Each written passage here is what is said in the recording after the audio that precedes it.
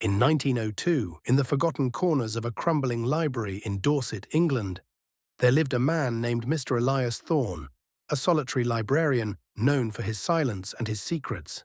They said he knew every book ever written, but what they didn't know was that Elias also kept records of books that were never written. Tomes bound in cracked leather, filled with names of people who never seemed to exist. People who had no family, no gravestone, no past. They were catalogued under a section no one could ever find twice: the unremembered. Each night the books appeared. No delivery, no record. One moment, the shelf was empty.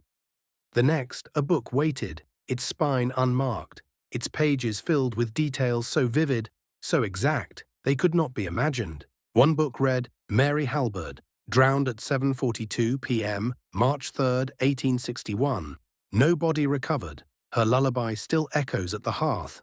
Elias began to suspect he wasn't writing these books. He was witnessing them. The books began to change.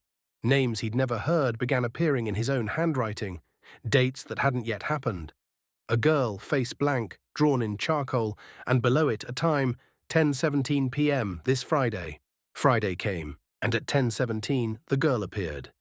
Dripping wet, silent, eyes like soaked paper.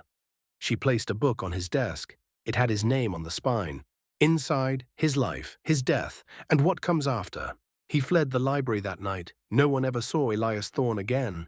But if you go to the Dorset Public Library, walk past the travel section. Take a right behind the collapsed shelf and look very closely at the bottom row. You might find a book titled The One Who Found This.